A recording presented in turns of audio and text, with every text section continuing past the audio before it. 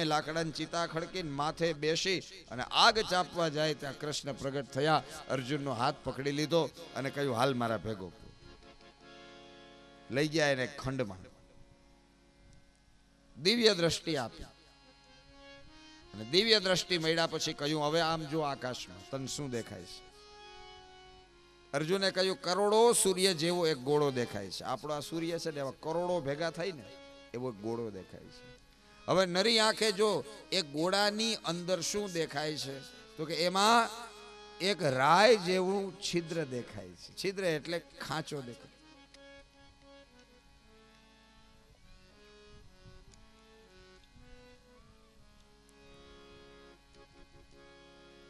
રાય જેટલું એક ખાંચો દેખાય છે. તો કૃષ્ણએ કહ્યું સાંભળો, એ પૂર્ણ છે અને પૃથ્વીનો ભાર ઉતારવા માટે એમાંથી એક અંશ પ્રગટ થયો, માત્ર રાઈના દાણા જેટલો, એ હું કૃષ્ણ.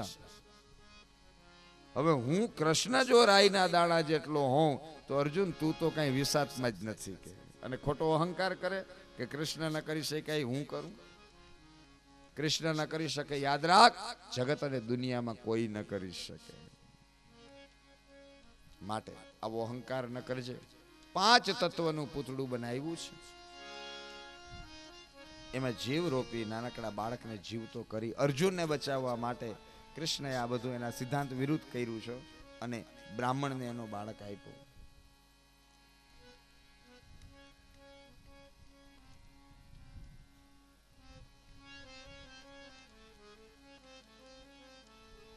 બ્રાહ્મણ રાજી થયા તો અર્જુનના અહંકારને ભગવાને દૂર કર્યો.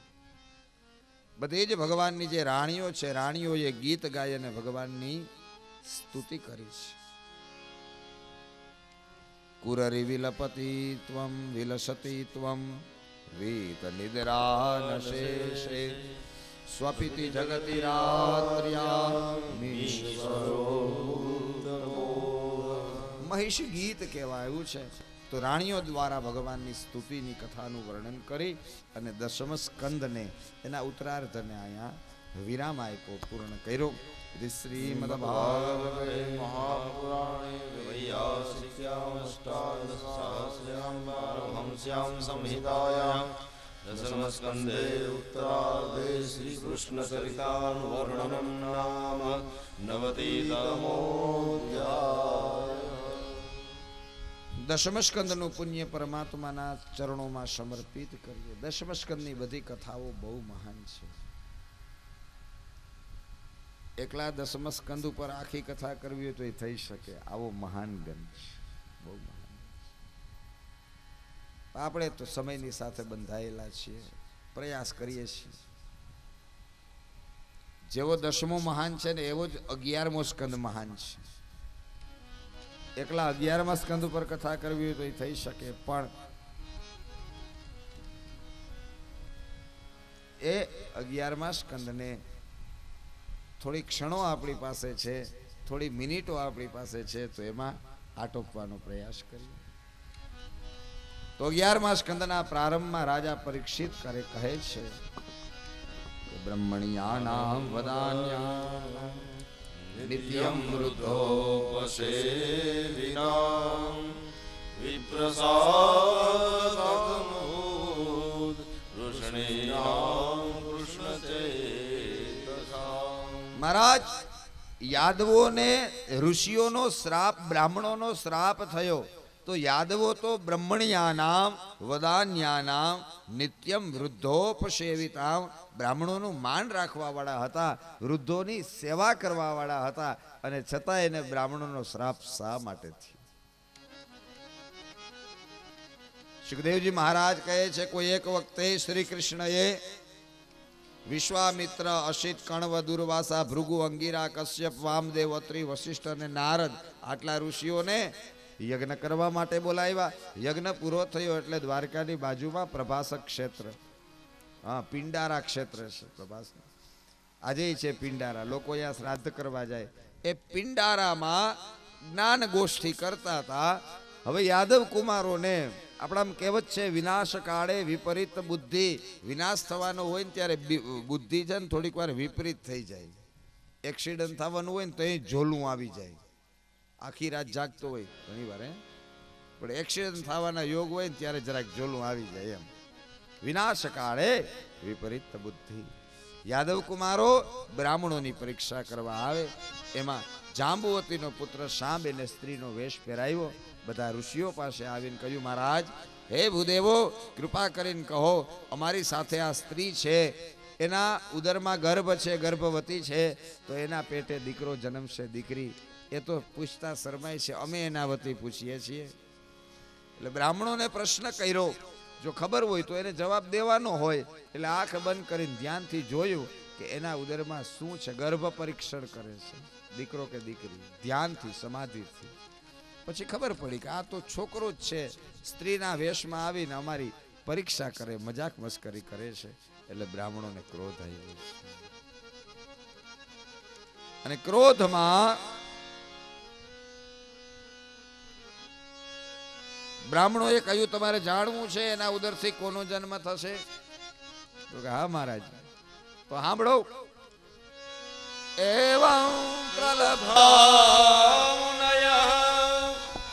તાનુતુ કુપિતા નૃપા એવં પ્રલબ્ધા મુનયઃ તાનુતુ કુપિતા નૃપા જનયિષ્યતિ વો મંદા મુષલં કુલનાશનં જનયિષ્યતિ વો મંદા મુષલં કુલનાશનં.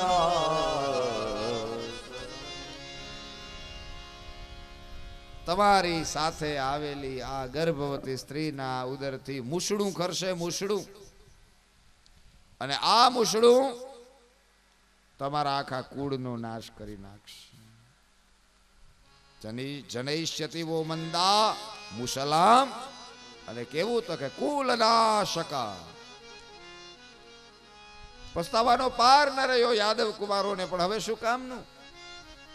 વિચાર્યું નહીં. લઘુ વયમાં પછી કાશી ગયાથી શું, અને મળી દુનિયામાં બદનામી, પછી નાસી ગયાથી શું? થઈ ગયું તો થઈ ગયું. ઉગ્રસેન નાના બાપુ પાસે આવ્યા. એને કહ્યું, મૂછડાને ઘસીને નાખી દો, ફેંકી દો દરિયામાં, કાંઈ નહીં થાય. એટલે આ પથ્થરની હારે ઘસતા જાય, ઝીણું ઝીણું ચૂર્ણ બનાવીને સમુદ્રમાં ફેંકી દીધું. એક ટુકડો વહેતો હાથમાં પકડાતો નહોતો, એને ઘા કરીને નાખી દીધો. એક માછલું એને ઓગાડી ગયું.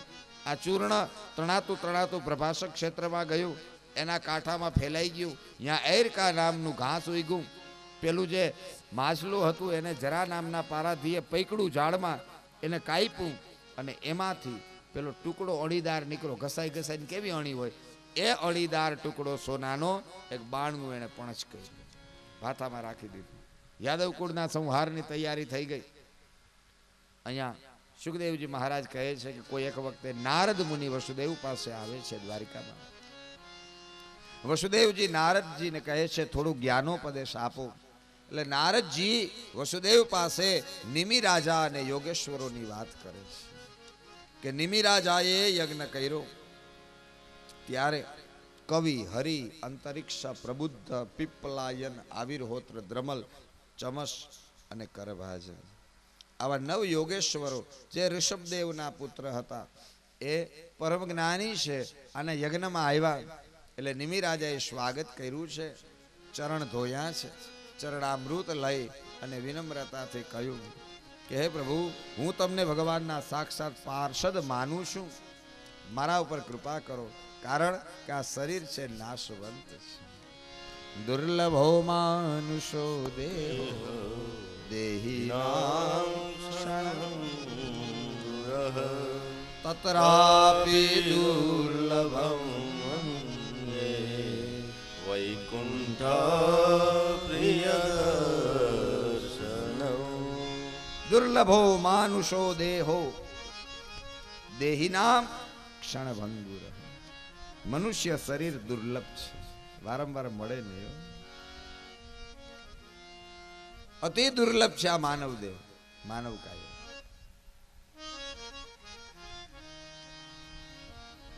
પણ છતાંય કેવું છે તો કે ક્ષણભંગુર છે. જીવતે જીવતા ઘણા અનુભવ થાય આપણે, મને થાય, તમને થાય, બધાને થાય. જુવાનીમાં દાંત મજબૂત હોય ને, આખું હોપારી ભાંગી નાખ્યું. આખું હોપારી મોઢા મૂકે ને કડાકો બધા ને બે કટકા થઈ જાય. પછી ધીમે ધીમે ધીમે ઉંમર વધતી જાય ને 40 થી એટલે એ ધીમા પડે ને પછી. અને પછી વાતું ખાલી કરીએ કે અમે તમારા જેવડા હતા તે આમ કરી નાખતા હતા, પણ છતાં શરીરે એ ગાત્રો શિથિલ તો થયા ને. એટલે કહ્યું દેહી નામ ક્ષણભંગુર, શરીર ક્ષણભંગુર.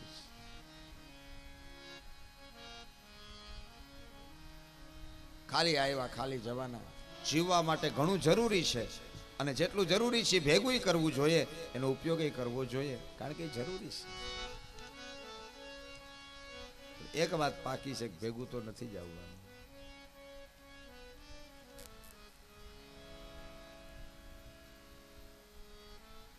ખાલી આના ખાલી જાના, इस जीवन का नहीं ठिकाना. તો સાથે આવશે સત્સંગ. મનુષ્યએ શું કરવું જોઈએ એના જીવનમાં? ધનોપાર્જન કરવો જોઈએ, અર્થોપાર્જન કરવો જોઈએ, રૂપિયા કમાવો, ભેગા કરો. જીવનની ભૌતિક સુખાકારી માટે. વધારે ધન હોય ગાડી ફેરવો, પણ એની હારે હારે શું કરવું? અને ધન ભેગું કરીએ તો કેવી રીતે કરવું? એટલે યોગેશ્વરોએ કહ્યું કે રાજન, તમારી વાત બહુ સાચી છે, પણ ત્યાગની ભાવનાથી કરેલું કોઈ પણ કર્મ માણસને ક્યારેય દુઃખ પહોંચાડતું નથી. કર્મ કરો પણ કઈ ભાવનાથી? તો કે ત્યાગની ભાવના. ઘણું બધું મેળવવાનો પ્રયાસ કરો, મેળવોય ખરા, પણ મનની અંદર એક વાત હંમેશા યાદ રાખવી કે મેળવીએ અને જેટલું મેળવું એને ભોગવીએ, કારણ કે કઈ રહેવાનું છે નહીં, તો વયું જ જવાનું છે. તો ભેગું કરવું એના કરતા ભોગવવું નહીં મોટી વાત છે. ઘણી વખત આપણે જોતા હોય ઘણું પણ છૂટે નહીં. આઠાની છૂટે નહીં, પોતા માટે ન છૂટે, બીજા માટેની વાત જ દૂર. મંદિરની પેટીમાં પધરાવવાની વાત, પણ શાંતિથી જમે નહીં. ઓહો હો હો હો, તુવેરદાર તો મોંઘી બહુ થઈ ગઈ કે હવે ખવાય નહીં, એમ કે ભોગવી ન શકશે. હોય છતાંય એમ, હા, જેની પાસે નથી ઈ આ વાક્ય બોલે તો એના માટે બરાબર છે, પણ જેની પાસે છે ઈ મોરથી બોલે એમ છે તો એને ભોગવો. પણ કેવી રીતે? તો કે સાત્વિકતાથી ભોગવો. ગેરમાર્ગે નહીં, દુર્માર્ગે નહીં, સદમાર્ગે એને ભોગવો. અને ભોગવો પણ કેવી રીતે? તો ગીતાજીમાં લખ્યું છે ત્યક્તેન ભુંજીથા, ત્યાગીને ભોગવી જાણો. બધું નાખી દેવું, દરિયામાં પધરાવી દેવાનું કોઈ નથી લખ્યું, અને એ તો મૂર્ખા છે કે દરિયામાં પધરાવી દે. એના કરતા કોકને આપો, કોકને ઉપયોગ થશે. પધરાવી ના દેવાય. પણ ત્યક્તેન ભુંજીથા, ત્યાગીને ભોગવી જાણો, એનું નામ છે જીવન. ભગવાન કૃષ્ણ સોનાના રથ સિવાય કોઈ દી ક્યાંય ગયા નથી. સોનાની નગરીમાં રહ્યા છે. ભગવાન પોતે એમ કહે છે કે વૈભવ ભોગવો, પણ ત્યાગી. આપણું કઈ છે નહીં, અને જે કઈ છે એ એની કૃપાથી છે. માણસ કઈ કરી શકતો નથી. અને માણસની જે કઈ ક્રિયા થઈ રહી છે, બોલે છે, શ્વાસ લે છે, જોવે છે, સાંભળે છે, હાલે છે, બધું માત્ર એની કૃપાથી છે. અને એની કૃપાથી છે માટે એને અર્પણ. એક શ્લોક આયા બહુ સુંદર આપ્યો છે, જે શ્લોક આપણે દરરોજ બોલીએ છીએ અને બોલવો જોઈએ. અને ખાસ કરીને સાંજે તો બોલવો જ જોઈએ, સૂતી પહેલા